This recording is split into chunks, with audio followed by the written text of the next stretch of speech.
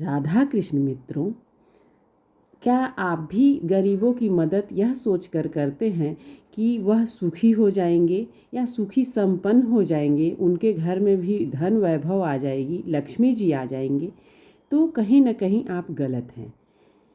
अगर आप अपने पुण्य के लिए उन्हें यह दे रहे हैं तो चलो फिर भी ठीक है, लेकिन अगर उन्हें सुखी संपन्न बनाने के लिए आप दे रहे हैं तो वह नहीं होंगे।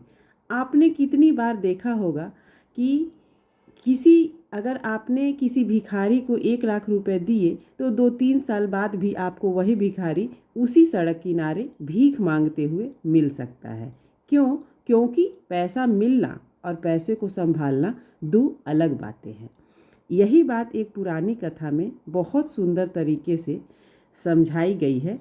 आइए कहानी हम जानते हैं। एक गरीब बच्ची थी जो अपनी सौतेली माँ के साथ रहती थी। सौतेली माँ सिर्फ अपने सगे बच्चों से ही प्यार करती और बाकी इससे बेरुखी से बर्ताव करती थी। एक दिन उस बच्ची को एक ब्राह्मण मिले।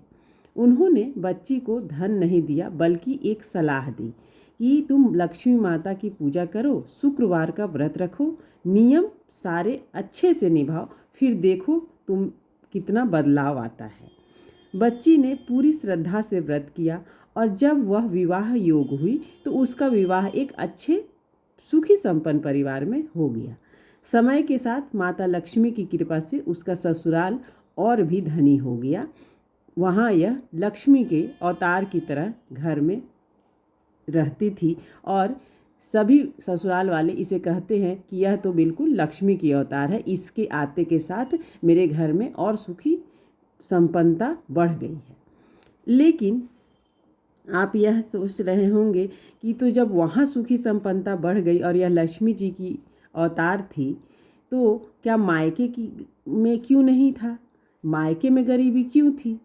तो मायके की गरीबी देखकर उसका भी दिल पसीज गया। उसने अपने भाई को सोना चांदी दिया और बोला, ले जाओ, इससे तुम्हारी हालत सुधर जाएगी। पर रास्ते में वह सोना चांदी उसका गुम हो गया, खो गया। भाई फिर बहन के यहाँ लौटा। बहन ने फिर से उसे धन दिया, वह भी खो दिया उसने।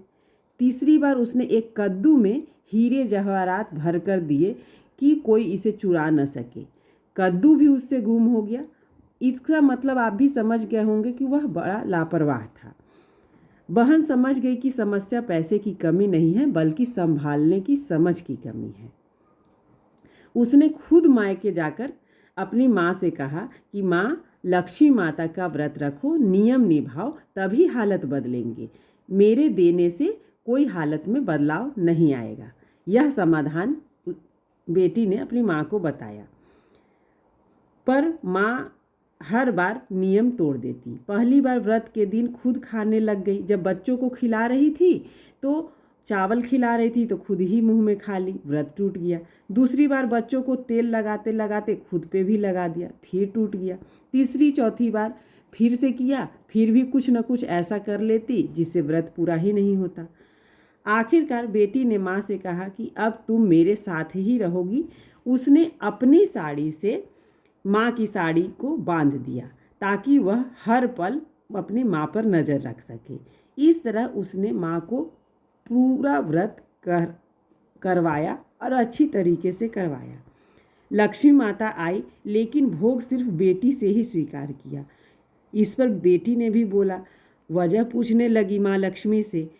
तो माँ लक्ष्मी ने कहा कि तुम्हारी माँ अयोग्य है, इसलिए मैंने कभी उनका आर्थिक स्थिति नहीं सुधारी। वह कोई भी काम पूरे मन से, पूरे लगन से नहीं करती है, वह बस चीज़ों को निभाती है।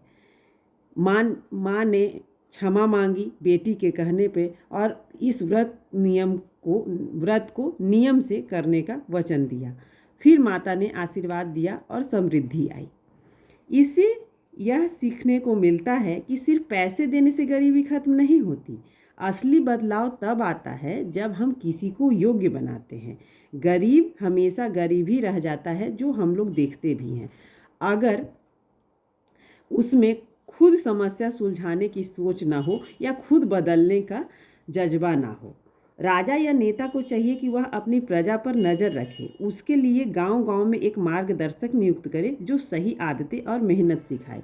यह नहीं होना चाहिए कि सिर्फ सब्सिडी मिल जाए और सिर्फ पैसे दे दे या कुछ फ्री में मिल जाए, उससे जनता की हालत नहीं सुधरेगी। माता लक्ष्मी हमेशा उसी के पास आती हैं जो सोचने की क्षमता और मेहनत करने का भाव रखता है।